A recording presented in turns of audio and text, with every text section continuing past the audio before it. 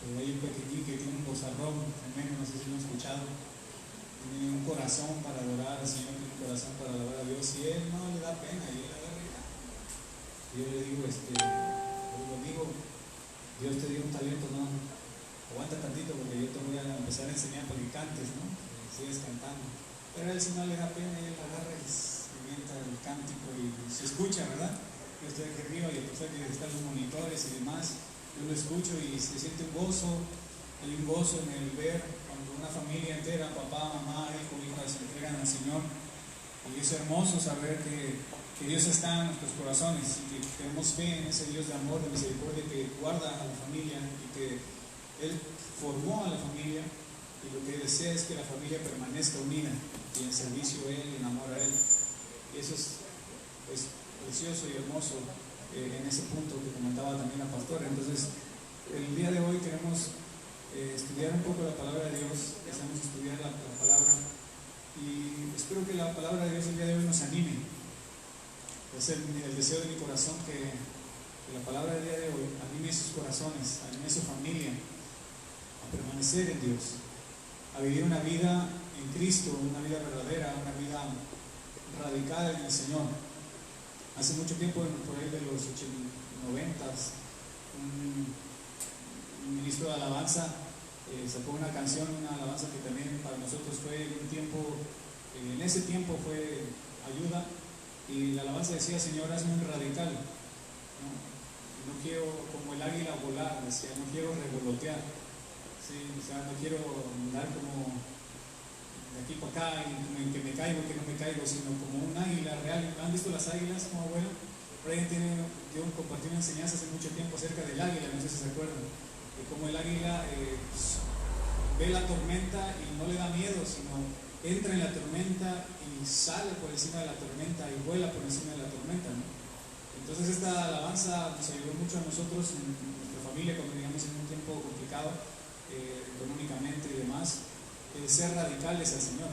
El día de hoy queremos compartir un poquito acerca de ser radicales en la verdad de Dios. Así que yo le invito, si me puede ayudar abriendo su Biblia. Vamos a estudiar una porción de la palabra de Dios y vamos a abrir nuestra Biblia en Juan, el Evangelio según San Juan.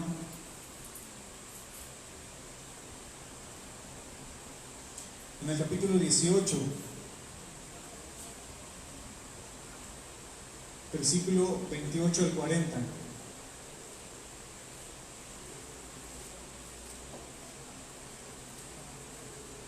¿Ya llegó ahí? ¿Sí?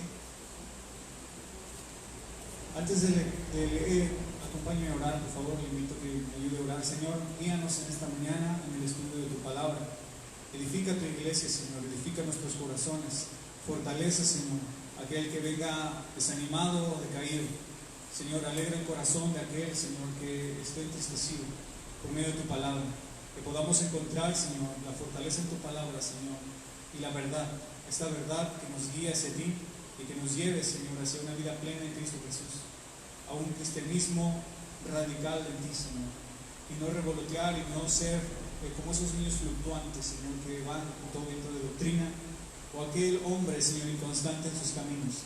Queremos permanecer en ti firmes como familia, Señor, como una familia unida en ti y firme, Señor, en estos tiempos. Te damos gracias en el nombre de Jesús. Amén. Bien, vamos a leer Juan, capítulo 18, versículo 28 al 40. Juan nos va a narrar el momento en el cual Jesús es aprendido, en el cual Jesús es interrogado por este personaje llamado Pilato. Y vamos a leer estos versículos. Dice el versículo 28: llevaron a Jesús de casa de Caifás al pretorio. Era de mañana y ellos no entraron en el pretorio para no contaminarse y así poder comer la Pascua. Entonces salió Pilato a ellos y le dijo: ¿qué acusación traes contra este hombre? Ellos respondieron y dijeron: si este no fuera malhechor, no te lo hubiéramos entregado. Entonces le dijo Pilato: tomadle vosotros y juzgadle según vuestra ley. Y los judíos le dijeron: a nosotros no nos está permitido dar muerte a nadie, para que se cumpliese la palabra que Jesús había dicho: dando a entender de qué muerte iba a morir. Entonces Pilato volvió a entrar en el pretorio y llamó a Jesús y le dijo: ¿eres tú el rey de los judíos? Jesús le respondió: ¿dices tú esto por ti mismo o te lo han dicho otros de mí? Pilato respondió: ¿soy yo acaso judío? Tu nación y los principales sacerdotes te han entregado a mí. ¿Qué has hecho? Respondió Jesús: mi reino no es de este mundo. Si mi reino fuera de este mundo, mis servidores pelearían para que yo no fuera entregado a los judíos, pero mi reino no es de aquí. Le dijo entonces Pilato: luego, ¿eres tu rey? Respondió Jesús: tú dices que yo soy rey. Yo para esto he nacido y para esto he venido al mundo, para dar testimonio a la verdad. Todo aquel que es de la verdad oye mi voz. Y le dijo Pilato: ¿qué es la verdad? Y cuando hubo dicho esto, salió otra vez a los judíos y les dijo: yo no hallo en él ningún delito. Pero vosotros tenéis la costumbre de que os suelte uno en la Pascua. ¿Queréis pues que os suelte al rey de los judíos? Entonces todos dieron voces de nuevo diciendo: no a este, sino a Barrabás. Y Barrabás era ladrón. Vivimos en un tiempo, estamos viviendo en una época, estamos viviendo en un momento en esta tierra, en este mundo, en el cual se levantan muchos grupos, se levantan muchas ideologías radicales, y cada uno de ellos pretende tener la verdad y decir la verdad, y cada uno de ellos quiere modificar el mundo, quiere modificar la sociedad en base a sus criterios, y quiere construir una sociedad en base a sus principios o a los valores que ellos determinan como verdaderos, a los que ellos consideran bueno y a los que ellos consideran que es lo correcto dentro de sus ideas, dentro de sus criterios, dentro de sus ideologías.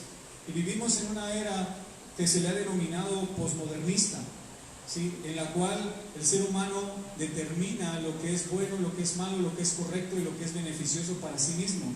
Y vivimos en una era también, en un tiempo en el cual el humanismo ha crecido.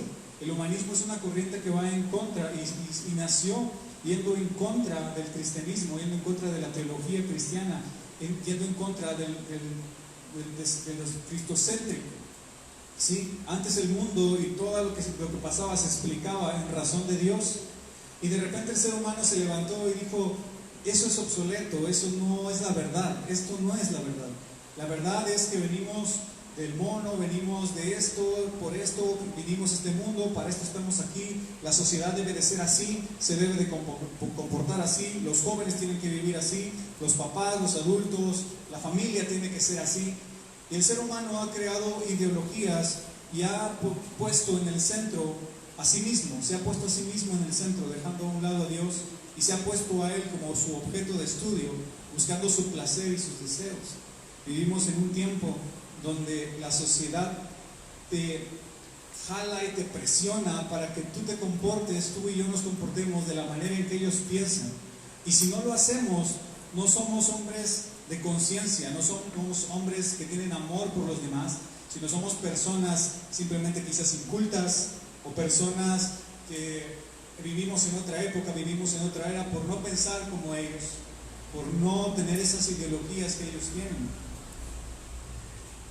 Aquí en este pasaje, en Juan 18, 28 al 40, vemos a dos grupos que están juzgando a Jesús. ¿Cuáles son? Los fariseos, los judíos, ¿sí? Por un lado, y por otro lado, Pilatos, el imperio romano. Dos grupos. Vamos a ver el primer grupo, vamos a ver a los judíos, vamos a ver a los sacerdotes, aquellos que llevaron a Jesús ante Pilato. Y ellos juzgaron a Jesús según su religiosidad, según su religión. Ahora los judíos, ¿sí? Ustedes saben que los judíos es el pueblo de Dios, ¿sí o no? Dios vino a ellos. Dios le plació por medio de la promesa de Abraham generar una nación. A Jacob le llamó Israel y empezó a formar una nación a la cual Jesús ama, Dios ama, esa nación que Dios ama. La Biblia nos dice: orad por la paz de Jerusalén, sean prosperados los que te aman. También dijo: bendeciré a los que te bendicen, maldeciré a los que te maldicen. ¿Por qué? Porque es su nación, es su amada, eso es un pueblo que Dios amó. ¿sí? Y le plació ir a ellos, le plació revelarles el Evangelio, les plació revelarles la ley. ¿Recuerdan a Moisés? ¿Sí? ¿Recuerdan a los profetas? Ellos fueron usados por Dios para poder testificar de la palabra del Señor. Y Dios compartió de esa verdad a ellos. Ahora ellos, los judíos, los fariseos, también los saduceos que involucraban todo este grupo judaico al fin y al cabo, ¿sí? A pesar de haber sido un pueblo escogido por Dios, el pueblo al cual le fue revelada la ley, le fue revelada la palabra de Dios, su religiosidad llegó a un grado tal que no les permitía ver lo que era verdadero, lo que era verdad. Tal es que tuvieron al Mesías enfrente de ellos y no le reconocieron. A los suyos vino y los suyos no le recibieron. ¿Por qué? Porque era tanta su religiosidad. Ahora, los fariseos se caracterizaban, era una secta que se caracterizaba por ser tan radicales en sus creencias y en sus ritos. Veían sus ritos y sus ceremonias tan religiosamente, ¿sí?, que perdieron el rumbo total de la dirección a la cual el Señor les quería llevar. Perdieron la visión. Tal es el grado que cuando Cristo viene y está con ellos y le escuchan hablar, le escuchan su mensaje, en lugar de creer en Él, en lugar de corroborarlo con las Escrituras y decir Él es el Mesías, lo que intentaron hacer y lo que lograron hacer fue matarle, ¿sí? Un pueblo que juzgó a Jesús según su religiosidad. Miren, ahí en el mismo Juan 18, pero ahora unos versículos antes, versículo 19. Fíjense lo que pasa en el versículo 19. Y el sumo sacerdote preguntó a Jesús acerca de sus discípulos y de su doctrina. Ahora le pregunto a usted, ¿era diferente la doctrina de Jesús a lo que la palabra de Dios dictaba? ¿Por qué ellos veían tan diferente la doctrina de Jesús a lo que ellos pensaban o creían? Porque ellos habían establecido algo como verdad. Y bajo esa verdad que ellos habían establecido, querían regir al pueblo, y no tan solamente al pueblo, sino al mismo Jesús, el Hijo de Dios, lo querían regir bajo sus leyes, bajo lo que ellos habían determinado como verdad. Y entonces le dicen a Jesús, ¿cuál es tu doctrina? Entonces Jesús le respondió, yo públicamente he hablado al mundo, siempre he enseñado en la sinagoga y en el templo, donde se reúnen todos los judíos, y nada he hablado en oculto. ¿Por qué me preguntas a mí? Pregunta a los que han oído. Que les haya yo hablado, he aquí, ellos saben lo que yo he dicho. Cuando Jesús hubo dicho esto, uno de los alguaciles que estaba allí le dio una bufetada diciendo, ¿así respondes al sumo sacerdote? Jesús le dijo, si he hablado mal, testifica en qué está el mal. Y si bien, ¿por qué me golpeas? Anás entonces le envió atado a Caifás, el sumo sacerdote. Fíjense esta escena, ellos le dicen, ¿cuál es tu doctrina? ¿Qué estás enseñando? Y Jesús les dice, yo he enseñado en las sinagogas, he enseñado en los lugares donde ustedes enseñan, es la misma enseñanza, simplemente que ustedes han determinado algo como verdad y lo han visto tan religiosamente que me están juzgando por algo que no es cierto. Por eso este hombre, el alguacil, le da una cachetada. Porque ahí vemos la religiosidad, cómo se dirigía así al sumo sacerdote, cómo podía él levantarle la voz a un sumo sacerdote, cómo veían al sumo sacerdote como casi un semidios entonces, ¿no? No se le podía tocar, no se le podía decir nada. Y Jesús dice, dime, ¿en qué he hecho mal? Y no tuvieron, la Biblia dice, no nos relata que hubo una respuesta, quiere decir, imagínense cómo se quedaron, tanto el alguacil que le dio la bofetada a Jesús como el sumo sacerdote. Entonces dice que Anás, al ver esto, al escuchar esto, lo que hizo fue, llevó a Jesús ante Caifás. Ahora, Caifás era el sumo sacerdote, el principal de los sacerdotes. Y fíjense que Anás era su pariente, era un pariente ahí de Caifás.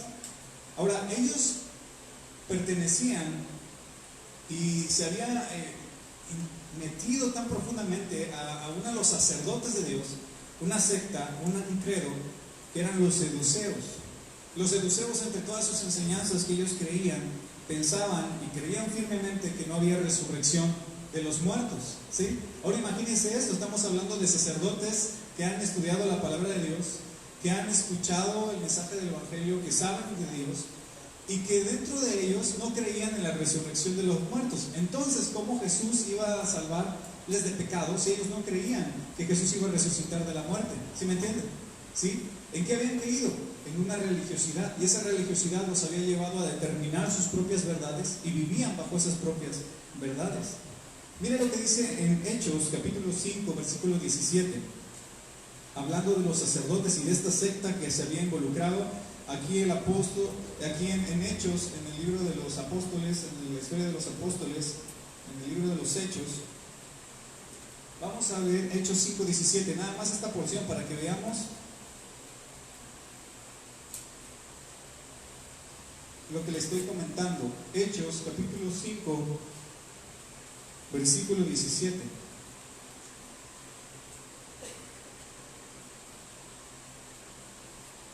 Dice: entonces, levantándose el sumo sacerdote y todos los que estaban con él, esto es, la secta de los seduceos, se llenaron de celo y echaron mano a los apóstoles y los pusieron en la cárcel pública.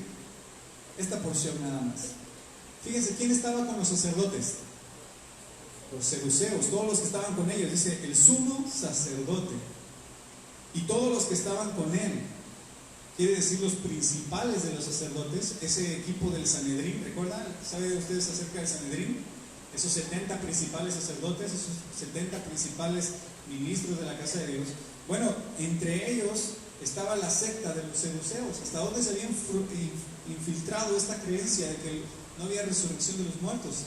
Los mismos sacerdotes de Dios, ¿sí? Y entonces ellos apresan a los apóstoles y los ponen en la cárcel. Una vez más vemos cómo ellos juzgaban según su religiosidad, según sus criterios y lo que ellos determinaban como verdad, ¿no? Ahora, los sacerdotes, regresemos al tiempo de Jesús. Aquí es un tiempo un poquito después de la muerte de Jesús, ya en la cuestión de los apóstoles, pero regresemos un poquito a la época de Jesús. El pueblo judío estaba dominado ¿por quién? Por Roma, los romanos, ¿sí? Por eso está Pilato ahí. ¿Sabía usted que los sacerdotes eran como una marioneta de los romanos? ¿Sí? Los romanos, para tener controlado al pueblo judío, ocupaban a los sacerdotes porque sabían que ellos eran respetados por el pueblo, sabían que ellos eran hombres que eran respetados por esa religión, porque ya se había convertido en una religión, en una secta, y lo sabían. Entonces determinaban leyes los romanos en los cuales ellos podían determinar ciertos juicios, pero también los sacerdotes podían determinar ciertos juicios, menos el juicio de condenar a muerte a alguien. Pero ellos podían juzgar, los sacerdotes podían juzgar. Y de esta manera los romanos no se preocupaban por la sociedad porque los tenían controlados a los judíos por medio de los sacerdotes.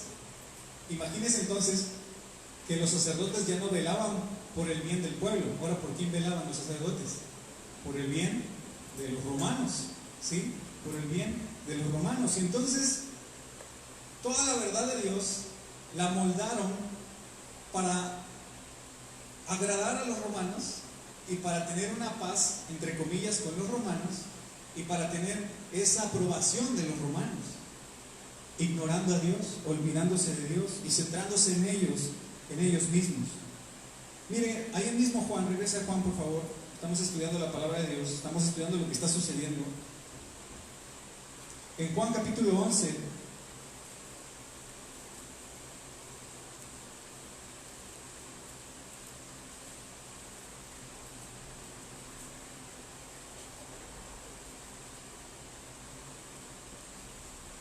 Juan capítulo 11, versículo 47 y versículo 48. Jesús, después de haber enseñado y demás, fíjense que se reunieron los principales sacerdotes. Dice el versículo 47: entonces los principales sacerdotes y los fariseos reunieron el concilio y dijeron: ¿qué haremos? Porque este hombre hace muchas señales. Si lo dejamos así, todos creerán en él, y vendrán los romanos y destruirán nuestro lugar santo y nuestra nación.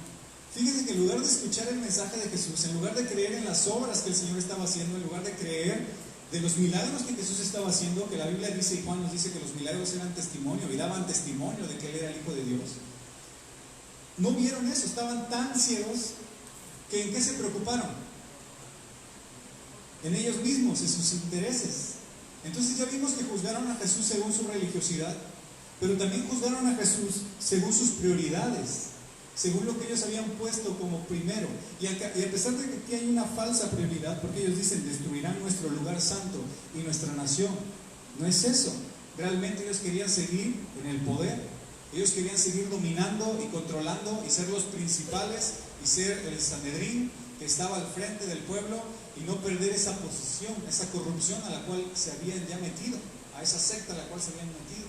Y empezaron a juzgar a Jesús, no tan solo, ya lo vimos, por su religiosidad, sino ahora están juzgando a Jesús por sus prioridades.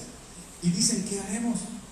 Porque este hombre hace muchas señales. Si lo dejamos así, ¿qué dice? Todos creerán en él. ¿Qué les preocupaba? Perder credibilidad. Les preocupaba perder poder, porque ellos a donde se paraban eran respetados. Recuerda el alguacil cómo le abofetea a Jesús: no ofendas al sumo sacerdote. Si Jesús continuaba, ellos iban a perder esa posición, esa autoridad. Imagínense entonces, si hubieran reconocido también a Jesús, hubieran luchado entre ellos mismos, porque Jesús hubiera dado una orden, hubiera dicho una ordenanza, y ellos, ante su misma autoridad que ellos manejaban, se hubiesen sentido desplazados, como se estaban sintiendo ahorita, ¿no? ¿Y qué dijeron?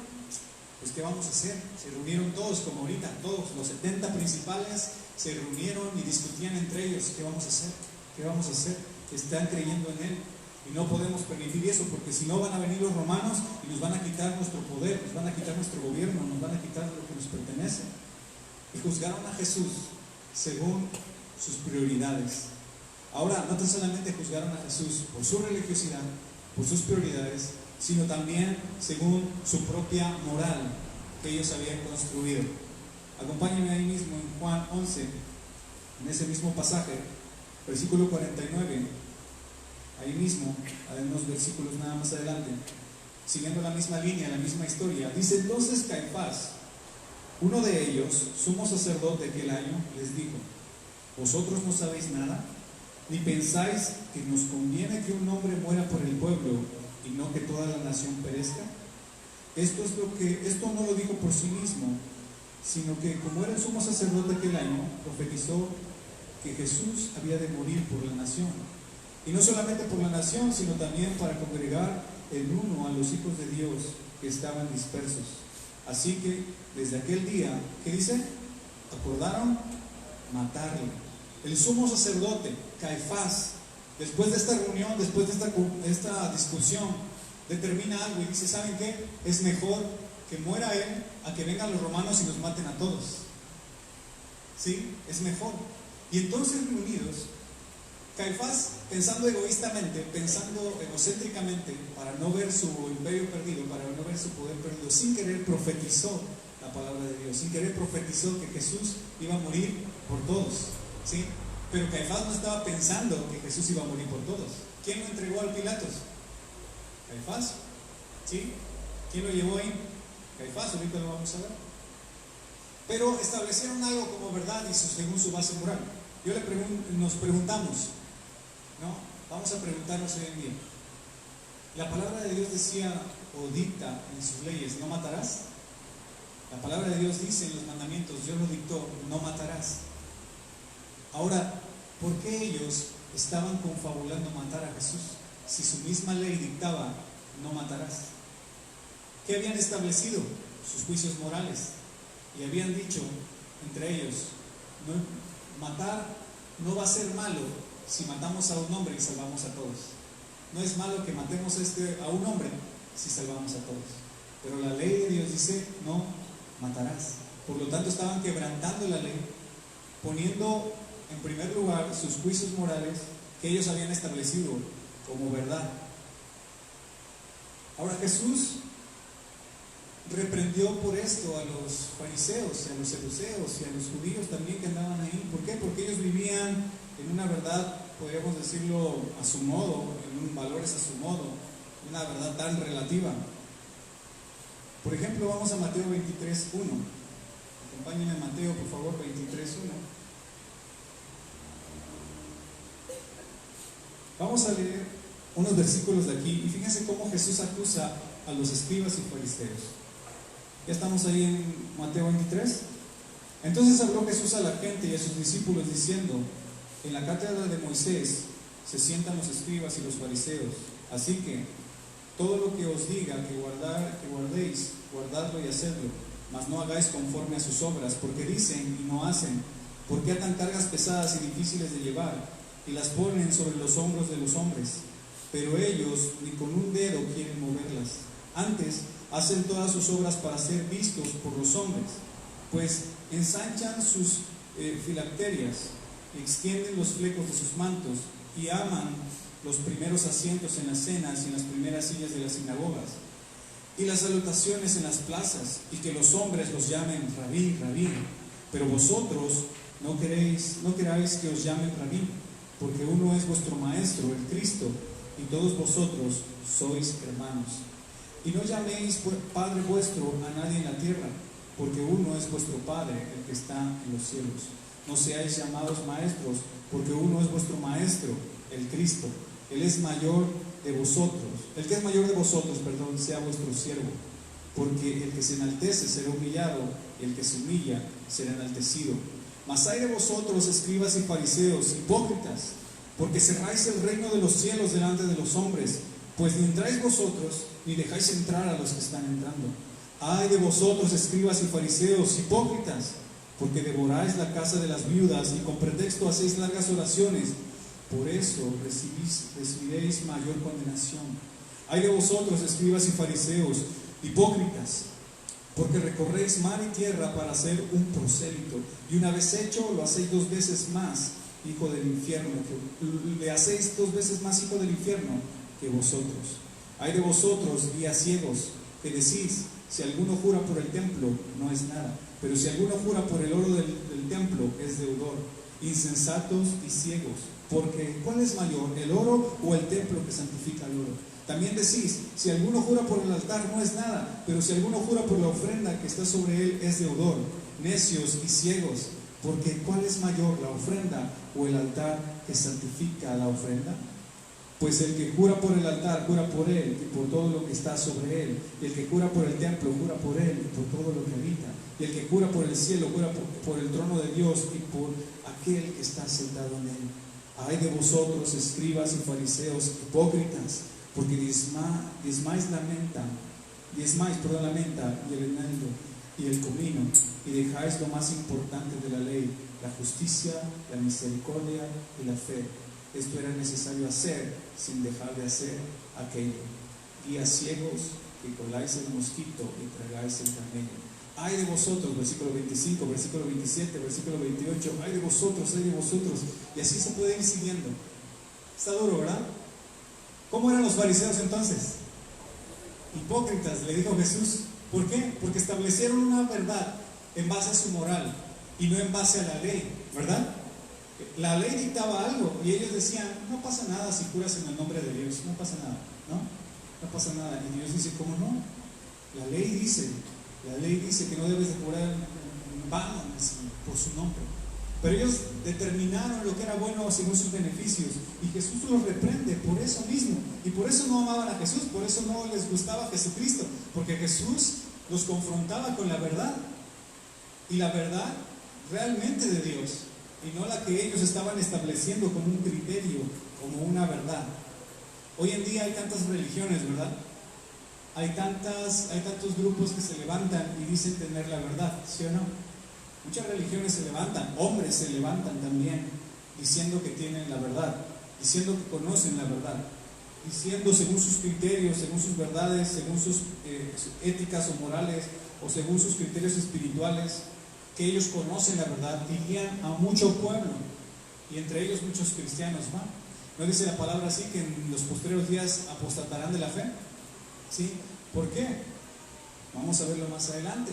Pero es porque se levantan estos grupos, se levantan religiones, y los fariseos, a pesar de ser el pueblo de Dios, se estaban convirtiendo en una de esas religiones que se levantaban poniendo al hombre en el centro, y decían ellos saber la verdad y querían vivir según sus criterios éticos, morales y espirituales, y Jesús los reprendía por eso, y por eso no amaban a Jesús. Ahora vamos a ver el siguiente grupo que juzgó a Jesús. Ya vimos a los fariseos, ¿verdad? Dentro de los fariseos están los saduceos, están los judíos. Ahora vamos a ver el otro grupo. ¿Cuál es el otro grupo? Son los romanos. Vamos a ver a los romanos. Regresemos a Juan 18, versículo 33.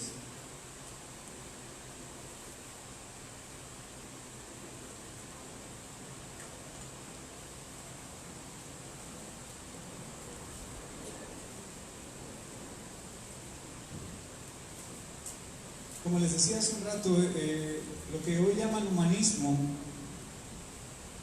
es una ideología que dicta que la sociedad debe de regirse según el bien humano. Como les decía, esto se contrapone al pensamiento teológico, donde Cristo es el centro. Y este humanismo empieza a nacer a través de la filosofía griega y todo esto que rodeaba tanto a los griegos como a los romanos. ¿Recuerda? ¿Usted ha visto estatuas, sí, de ese periodo, el periodo clásico, ¿no? Por ejemplo, el David, que es muy conocido, estatuas o arte, todo se centra en el humanismo, se centra en la perfección del hombre, se centra en lo hermoso, ¿no? Del hombre.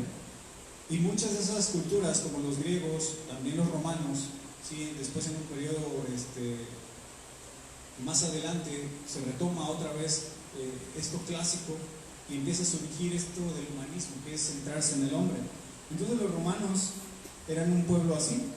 Ahí en Juan 18:33, vamos ahora a fijarnos en Pilato. Dice: entonces Pilato volvió a entrar al pretorio y llamó a Jesús y le dijo: ¿eres tú el rey de los judíos?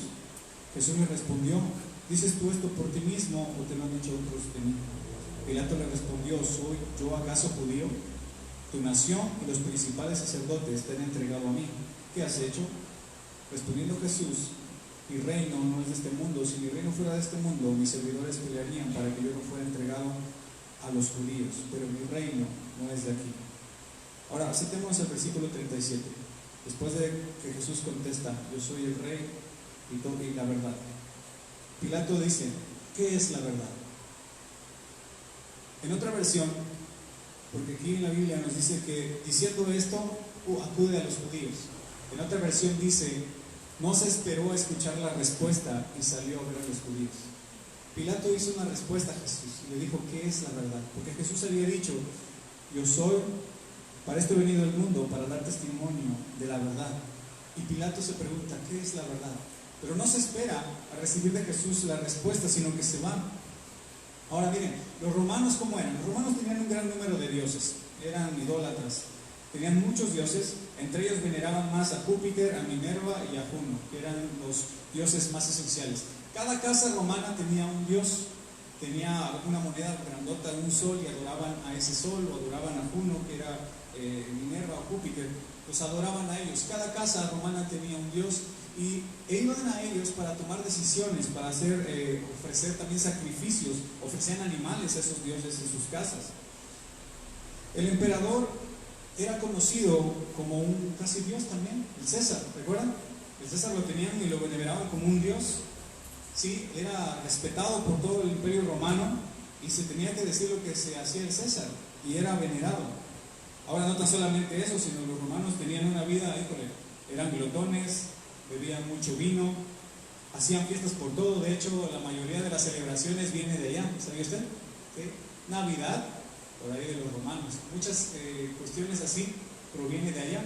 De hecho, dice la historia, un dato curioso, que hacían tantas fiestas que eran más las fiestas que los tiempos laborales, ¿no? Entonces imagínense, creo que toda sociedad quisiera vivir allá, ¿no? Cuando vean que fiesta por esto, que fiesta por el otro, y trabajaban 2 días a la semana y 5 de pachanga, ¿no? Y todo, desde lunes a viernes pachanga y sábado y domingo trabajaban, ¿no? Era tanto su fiesta, era tanto su desenfreno, que hacían tantas fiestas por todo. ¿A qué le suena esto? ¿A qué le suena esto? Como podemos hacer como una analogía como al mundo, ¿no? Como al mundo y sus deseos. Ya vimos las religiones, ya vimos el pensamiento, los criterios, y de ahora estamos viendo lo que el mundo piensa, lo que el mundo considera como correcto y bueno. Y así eran los romanos.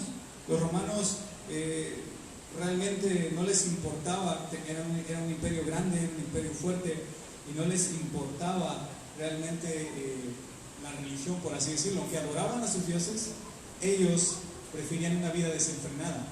Y también los historiadores dicen que la decadencia del pueblo romano se dio mucho porque ellos tenían tantos desenfrenos, tanta inmoralidad, tremendo, hermanos. Era tremendo. Si usted lee la historia, era tremendo. A ellos no les importaba si se casaban entre hijo y mamá, hermano o hermana, primo o prima, no les importaba, no les importaba. Pasaba, empezaba a brotar mucho, ¿sí? Hombre con hombre, mujer con mujer. Y si recuerda usted lo que Pablo le dice a los romanos, mire, acompáñame a Romanos 1, 22, 32. Pablo les dice a la iglesia en Roma, les dice que se cuiden y que tengan cuidado de esto. Y miren cómo describe al hombre que no cree en el Señor. Y Pablo lo hace sabiendo que en Roma hay una situación así. Versículo 22 de Romanos 1. Profesando ser sabios, se hicieron necios y cambiaron la gloria de Dios incorruptible en semejanza de imagen, de hombre corruptible, de aves, de cuadrúpedos y de reptiles. Por lo cual Dios los entregó a la inmundicia y a las concupiscencias de sus corazones, de modo que deshonraron entre sí sus propios cuerpos, ya que cambiaron la verdad de Dios por la mentira, honrando y dando culto a las criaturas antes que al Creador, el cual es bendito por los siglos. Amén. Por esto Dios los entregó a pasiones vergonzosas, pues aún sus mujeres cambiaron el uso natural porque es el contra la naturaleza. Y de igual modo también los hombres, dejando el uso natural de las mujeres, se encendieron en su lascivia unos con otros, cometiendo hechos vergonzosos, hombres con hombres, y recibiendo en sí mismo la retribución debida a su extravío. Y como ellos no probaron tener en cuenta a Dios, Dios les entregó una mente reprobada para hacer las cosas que no convienen, estando atestados de toda injusticia, fornicación, perversidad, avaricia, maldad, llenos de envidia, homicidios, contiendas, engaños y malignidades, murmuradores, detractores, aborrecedores de Dios, injuriosos, soberbios, altivos, inventores de maldad, de males, desobedientes a los padres, necios, desleales, sin afecto natural, implacables, sin misericordia, quienes habiendo entendido el juicio de Dios, que los que practican tales cosas son dignos de muerte, no solo las hacen, sino que también se complacen con los que las practican. ¿Por qué Pablo le escribió esto a la iglesia en Roma? Porque sabía que en la sociedad en Roma la gente era así. ¿Sí leímos la lista? ¿Tiene puntos buenos? Todo es malo, ¿no? Todo es inmoralidad, todo es un mundo de excesos, un mundo de depravación, un mundo en el cual los deseos viene a ser la satisfacción y el hombre busca su satisfacción por medio de sus deseos. Y los romanos establecieron eso como verdad. Ahora, esos son los romanos. Regresemos ya que vimos cómo eran los romanos, regresemos al momento en el cual Pilato está juzgando a Jesús. Pilato ciertamente nos dice la Biblia y en los demás evangelios que él quería soltar a Jesús. Lo intentó varias veces, ¿no? ¿Sí? Fue y les dijo, yo no veo nada malo en él. ¿Sí? Aún en mis juicios, en mis criterios morales, en lo que yo determino como verdad, yo no veo nada malo en él. Yo no lo veo nada. Los judíos dijeron no. Él fue, lo azotó y le puso la corona de espinas, se los presentó y casi les dijo, bueno, ya lo castigué, ya déjenlo libre, ¿verdad? Y los judíos dijeron, no, crucifícalo. ¿Sí? Dos grupos juzgando a Jesús. Roma representa al mundo que se rige bajo sus verdades, bajo sus deseos, donde lo malo es bueno y donde lo bueno es malo, donde los criterios son basados en un pensamiento humanista centrado en la satisfacción del individuo, en el deleite del individuo nada más, y la búsqueda de la felicidad no importa cómo lo consigue, solamente no importa las consecuencias, el chiste es lograr la felicidad, el chiste es ser felices. Si hay que hacer muchas fiestas, las hacen, si hay que celebrar, conquistar, las hacen, porque así eran los romanos. Representa un mundo decaído, un mundo que busca sus deseos y establece su propia verdad y sus propios pensamientos como una forma de vida. Por eso es que la Biblia dice, y Pablo dice, profesando ser sabios, se hicieron necios. Tenemos dos grupos que determinan qué es verdad. Un grupo que ciertamente era un grupo que era considerado como el pueblo de Dios, pero fue tanta su religiosidad que se perdió en el camino y permitió y estableció verdades que los llevaron hacia una destrucción, hacia un lugar lejano de Dios. Y un grupo que representa al mundo y sus deseos, que representa la satisfacción, la gloria del hombre, la búsqueda de la felicidad sin importar las consecuencias, que son los romanos. Dos grupos juzgando a Jesús según sus verdades, ¿verdad? Los romanos según su verdad decían, yo no veo nada malo en él, ¿no? Pero los judíos decían, según mi verdad, él es culpable. Pero solamente en ese lugar, en ese momento, hubo alguien que se levantó y dijo, yo vine a dar testimonio de la verdad. ¿Quién fue? Jesucristo. Sí, vamos ahí en Juan 18:36. Vamos a estudiar las palabras de Jesús. Respondiendo Jesús, mi reino no es de este mundo. Si mi reino fuera de este mundo, mis servidores pelearían para que yo no fuera entregado a los judíos. Pero mi reino no es de aquí. Le dijo entonces Pilato: luego, ¿eres tu rey? Respondiendo Jesús: tú dices que yo soy rey. Yo para esto he nacido y para esto he venido al mundo, para dar testimonio a la verdad. Todo el que es de la verdad oye mi voz. Jesús dejó bien en claro que su gobierno, amados, no es de este mundo. No pertenece a ese grupo religioso o esas religiosidades o esos criterios morales, éticos o espirituales que ciertos grupos quieren establecer en sus ideologías. Su verdad no pertenece a este mundo donde la satisfacción del hombre está basado como prioridad y donde los deseos es más importante, ¿sí?, que el reino de los cielos. Jesús dijo: yo no soy de este mundo. Mi verdad no pertenece ni aquí ni acá. Mi verdad es una verdad que proviene directamente del Padre. Y yo he venido, dice Jesús, y dijo Jesús, para dar testimonio a la verdad. Todo el que es de la verdad oye mi voz. Por eso es que cuando delante de los fariseos en ese juicio, Jesús le dijo: ¿por qué me preguntan a mí? Pregúntenle a quienes ya han escuchado. Quiere decir que ya había un grupo que se estaba levantando en el reino de los cielos, que ya había aceptado a Jesús, que había renunciado a las religiosidades y que había renunciado a los deseos del mundo y estaba viviendo según la verdad de Cristo. Había un grupo de ahí. Y Jesús dice: no me pregunten a mí, pregúntenle a ellos, porque ellos conocen y siguen y andan en la verdad, y ellos les van a decir. Es cuando el alguacil le da una bofetada, ¿sí?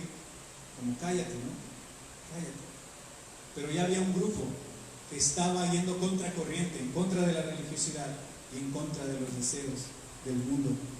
Ahora, ¿cuál es la verdad del Evangelio, hermanos? Primera verdad: todos somos pecadores, ¿verdad? Todos somos pecadores. Juan 8, 31 al 36. Hay un mismo Evangelio de Juan 8, 31 al 36. Dijo entonces Jesús a los judíos que habían creído en Él. Aquí está este grupo que ya estaba creyendo en el Señor, judíos, su nación, su pueblo, que ya estaba creyendo en Jesús. Jesús le dijo a los judíos que ya habían creído en Él: si vosotros permanecéis en mi palabra, seréis verdaderamente mis discípulos, y conoceréis la verdad, y la verdad os hará libres. Fíjense, Jesús diciendo: y conoceréis la verdad, y la verdad os hará libres. Y respondieron: linaje de Abraham somos, y jamás hemos sido esclavos de nadie. ¿Cómo dices tú, seréis libres? Jesús les dijo: de cierto os digo, que todo aquel que hace pecado, esclavo es del pecado. Y el esclavo no queda en la casa para siempre, el Hijo sí queda para siempre. Así que, si el Hijo os libertare, seréis verdaderamente libres. Este grupo que ya estaba creyendo en Jesús tenían que conocer la verdad para ser libres. Y Jesús le dijo: si conoceréis la verdad, y la verdad os hará libres. Y ellos dicen: ¿cuál es la verdad, Jesús? La verdad es que somos pecadores, que son pecadores, y necesitan venir a mí, creer en mí, creer en mi verdad, creer en la verdad de Dios, para que ustedes puedan ser libres. Y entonces serán verdaderamente libres, hablando de una vida espiritual. Pero Jesús confrontó a este grupo que ya estaba creyendo en Él con la verdad, y les dijo: la verdad os va a hacer libres. ¿Cuál es esa verdad? Que todos somos pecadores. Juan 3:16, un versículo muy conocido por nosotros: porque de tal manera amó Dios al mundo, que ha dado a su Hijo unigénito, para que todo aquel que en Él crea no se pierda, mas tenga vida eterna. Porque no envió Jesús a su Hijo al mundo para condenar al mundo, sino para que el mundo sea salvo por Él. El que en Él cree no es condenado, pero el que no cree ya ha sido condenado, porque no ha creído en el nombre del unigénito Hijo de Dios. Y esta es la condenación, que la luz vino al mundo, y los hombres amaron más las tinieblas que la luz. Por eso sus obras eran malas. Porque todo aquel que hace lo malo aborrece la luz y no viene a la luz, para que sus obras no sean reprendidas. Mas el que practica la verdad viene a la luz, para que sea manifiesto que sus obras son hechas en Dios. Hay una verdad. La verdad es que todos somos pecadores y que tenemos que creer en Cristo Jesús. Y la verdad es que cuando vamos a la luz, cuando vamos a Cristo, va a ser manifestado lo que nosotros estamos haciendo, y va a haber como una regleta que va a medir si estamos caminando en la verdad, si estamos haciendo las obras de la luz, si estamos haciendo lo que corresponde a lo que Dios ha dictado, o estamos haciendo según nuestra religiosidad o según los deseos del mundo. Pero hay algo que nos revela, es la luz de Cristo, que hace manifiesto las obras para ver si están hechas en Dios, ¿verdad? A todo aquel que ha creído en Jesús. Ahora, ¿cuál es otra verdad del Evangelio? La verdad del Evangelio es que necesitamos ser salvos. ¿Cuántos saben que necesitamos ser salvos? Yo sé que necesito ser salvo.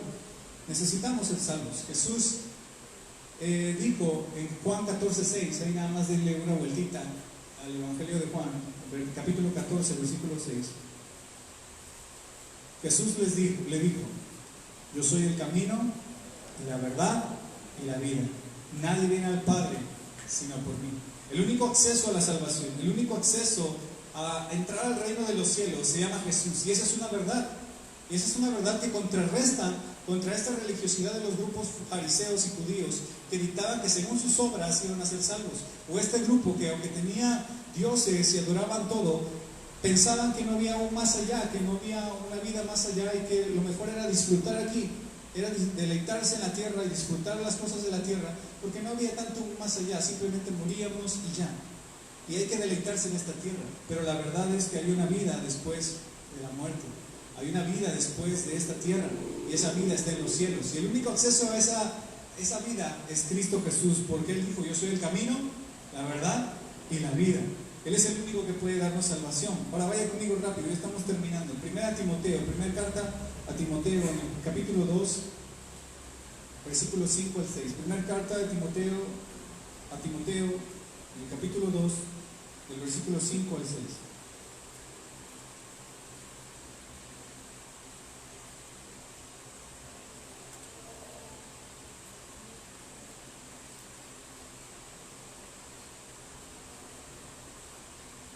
Pablo le dice a Timoteo: porque hay un solo Dios y un solo mediador entre Dios y los hombres, Jesucristo hombre. Esta es la verdad, el cual se dio a sí mismo en rescate por todos, de lo cual se dio testimonio a su debido tiempo. Para esto yo fui constituido predicador y apóstol. Digo verdad en Cristo, no miento, dice Pablo, y maestro de los gentiles en fe y en verdad. Aquí la palabra verdad tanto se refiere como algo real, algo verídico, como al Evangelio. Pablo está diciendo: digo verdad en Cristo, no miento. Es decir, digo las verdades de Cristo, digo las verdades del Evangelio. No son mentiras, son las verdades de Dios, ¿sí? Ahora yo soy un maestro de los gentiles en fe y en la palabra de Dios, y en las enseñanzas de Jesús, y en la verdad de Cristo. Por eso enseño a los gentiles, por eso enseño también a los judíos y a los gentiles. Les enseño la verdad de Cristo Jesús. Y esa es la verdad. Necesitamos ser salvos, y solamente lo vamos a hacer por medio de Jesús. Necesitamos una entrada al cielo, y solamente lo obtenemos por medio de Jesús. Él es el único mediador entre Dios y los hombres. Y una última verdad, hay muchas, pero estamos viendo una de las principales. Una última verdad: nuestra vida se debe de regir bajo los principios de la verdad de Dios. Nuestra vida se debe de regir bajo los principios de la verdad de Dios. Recuerda que Jesús le dijo a Pilato: mi reino no es de este mundo. Yo no pertenezco a este reinado de religiosidad que hoy manejan los fariseos, pero tampoco pertenezco a este reinado de desenfreno que manejan o que viven los romanos. Mi reino no es de este mundo. Primera de Juan, primera carta del apóstol Juan, capítulo 2, versículo 4. Se lo voy a leer. Dice: el que dice yo le conozco y no guarda sus mandamientos, el tal es mentiroso, y la verdad no está en él. Pero el que guarda su palabra, en este verdaderamente el amor de Dios se ha perfeccionado. Por esto sabemos que estamos en él. El que dice que permanece en él debe de andar como él anduvo. ¿Sí? El que dice yo le conozco y no guarda sus mandamientos, el tal es mentiroso, y la verdad no está en él. ¿Cómo se demuestra, cómo se ve que un creyente es hijo de Dios? Cuando anda conforme a la verdad, cuando anda conforme a los principios que Dios dio, cuando anda conforme a los principios que Jesucristo nos enseñó. Esa es la manera, ese es el filtro de ver cuando nosotros estamos caminando en la verdad. Ahora, ahí adelantito, en tercer libro de Juan, adelantito, capítulo 1, versículo del 1 al 4, el apóstol le escribe a Gallo, al anciano Gallo, y miren cómo habla de Gallo. Tercera Juan 1, del 1 al 4. El anciano Gallo, el amado, a quien amo en verdad. Amado, yo deseo que tú seas prosperado en todas las cosas y que tengas salud así como prospera tu alma. Pues mucho me regocijé cuando vinieron los hermanos y dieron testimonio de tu verdad, de cómo andas en la verdad. No tengo yo mayor gozo que este, al oír que mis hijos andan en la verdad. La verdad de Gallo correspondía con la verdad de la palabra de Dios. Y Juan dice: me gozo me alegra saber que tu vida corresponde con la verdad que Jesús nos enseñó, con la verdad que Dios nos ha enseñado. Esa es la verdad del Evangelio. Ahora, antes de ser juzgado, antes de Jesús ser llevado ante los fariseos y antes de ser llevado ante Pilatos, en el capítulo 17 de Juan, Jesús oró. Y recuerda ustedes en 17:14 de Juan, yo se lo voy a leer, no se preocupen, no busque ahí. Ya, este es el último versículo que vemos. Juan 17:14, Jesús oró. Antes de ser entregado a los fariseos y antes de ser llevado a Pilatos, Jesús dijo, en el versículo 14 de Juan 17, le dijo a Dios: yo les he dado tu palabra y el mundo los aborreció, porque no son del mundo, como tampoco yo soy del mundo. No ruego que los quites del mundo, sino que los guardes del mal. No son del mundo, como tampoco yo soy del mundo. Santifícalos en tu verdad, tu palabra es verdad. Como tú me enviaste al mundo, así yo los he enviado al mundo, y por ellos yo me santifico a mí mismo, para que también ellos sean santificados en la verdad. Como creyentes, amados hermanos, como creyentes en Dios, debemos de vivir bajo la verdad del Evangelio.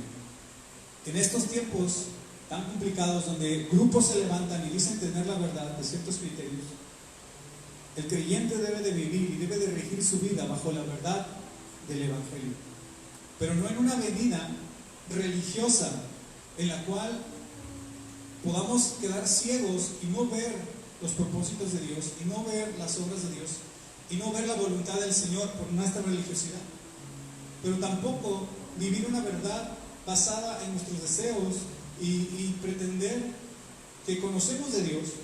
Porque mire, los romanos convivían con los judíos, los romanos escucharon de Jesús, ciertamente les llegaban esos murmullos a ellos de Jesús. De hecho, Herodes, cuando es capturado, él pide que le lleven a Jesús porque había escuchado de él, quería escuchar qué onda con Jesús, pero se desilusionó porque Jesús no quiso hablar más.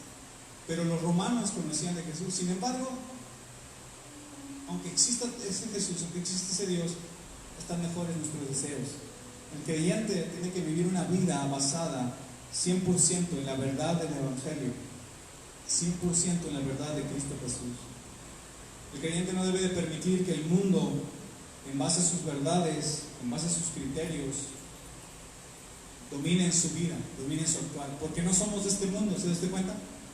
Jesús dijo: mi reino no es de este mundo. Jesús vino a este mundo, vivió en este mundo, pero su reino no es de este mundo, y nos ha hecho hijos en él, en el amado, nos ha hecho aceptos, y ahora nosotros pertenecemos al reino de Dios. Amén. Pertenecemos al reino de Dios, a la verdad de Dios. Por lo tanto, nuestra conducta, nuestro comportamiento, nuestro criterio, nuestra ética, nuestra moral, nuestra forma de vida no se rige bajo los demás grupos o el pensamiento de esta sociedad o de este mundo. Se tiene que regir bajo la palabra y la verdad del Evangelio de Dios, bajo Cristo Jesús. Y a veces como creyentes podemos permitir que esto nos agobie, que esto llegue a nuestra vida. Hoy se confía más en el hombre porque vivimos en este tiempo humanista, donde si se levanta un hombre y dice que en 6 años va a cambiar el país, y vemos el país con más violencia, y vemos al país con más carencias, y hay hombres que defienden a capa y espada a ese hombre, y lo defienden a capa y espada, y hay cristianos que lo defienden a capa y espada a ese hombre, cuando mi reino no es de este mundo, mi reino no es de los romanos. Y hay hombres que dicen: mira, va a venir tal apóstol, va a venir tal evangelista, va a venir tal varón, y va a venir a esta tierra, y va a venir, y va a sanar, y va a libertar a todos, y viene el pastor, y viene tal, y todos van corriendo a ver a ese hombre. Cuando mi reino no se rige bajo la voluntad de un hombre. Yo vivo en el reino de Dios, yo vivo en el reino de los cielos, y lo que Dios diga, eso se hará, y lo que Dios mande, eso aceptaré, y su voluntad yo voy a aceptar, y en sus caminos yo voy a vivir, y voy a vivir confiado, porque en este mundo yo estoy de paso, mi herencia está en los cielos, allá está el reino al cual yo quiero llegar, ¿sí? Pero es cierto, Jesús dijo: yo los envío. Estamos en el mundo, pero yo los envío. Pero yo no los envío, dijo Jesús, a que sean parte de este reino de religiosidad o sean parte de este reino de sus deseos. Yo los envío a que prediquen de mi reino, a que lleven el mensaje de salvación. Y así como Él dijo: pregúntenle a los que han escuchado. Así Jesús, no sé si podría decir hoy en día: Pregúntenle a todos los que han escuchado mi verdad y han seguido mi verdad. Nuestra ciudadanía no es terrenal, amados hermanos. Nuestros principios no son efímeros, no son cambiantes, no cambian según los tiempos, no cambian según las sociedades. Por eso es que hace rato la pastora decía qué bonito es ver a los papás levantar las manos así. Porque Dios es un Dios de generaciones y su verdad prevalece y permanece por todas las generaciones. Por lo tanto, papás, enséñenle la verdad a sus hijos. Enséñenle la verdad a sus hijos. Ahorita los jóvenes, los niños están siendo bombardeados por tantas ideologías que dicen tener la verdad. ¿Sí o no? Tantas ideologías. Papás, vean las noticias. Como hoy en día nos dicen que el fruto de un vientre es menos importante que un animalito. Te pueden meter a la cárcel por matar a un perrito, pero el fruto de tu vientre puedes desecharlo como basura. Y ellos dicen, esto es verdad. ¿Y qué hace el cristiano ante esa verdad? A veces hasta la va aceptando poco a poco. Y dice, es que hay que entenderlos, sí es cierto, hay que entenderlos. Hay que entender No, el cristiano tiene que pararse en la verdad del Evangelio y con firmeza. Jesús fue juzgado, fue llevado al madero por ser radical en la verdad de Dios. Y no le importó, porque esa muerte nos dio libertad a todos nosotros, nos dio salvación a todos nosotros. Y si yo voy a permanecer en la verdad es porque yo sé que el día en que yo me presente delante del Señor voy a entrar al reino de los cielos, voy a entrar a ese reino al cual yo pertenezco, porque yo estoy en este mundo, pero no soy de este mundo ya. Nosotros, usted y yo, pertenecemos al reino celestial, donde ahí hay libertad, donde hay gozo, donde hay paz, donde hay bendición y donde está la ordenanza y el mandato del Señor. Es tiempo de ser radicales, amados hermanos. Es tiempo de que busquemos y vivamos en la verdad del Evangelio. Es tiempo de enseñarle a nuestros hijos lo que es la verdad de Dios. Es tiempo de enseñarle a nuestro esposo, a nuestra esposa, la verdad de Dios y caminar en la verdad de Dios. Y no permitir que este mundo nos quiera desviar de la verdad. Solo hay una verdad. La verdad es Cristo.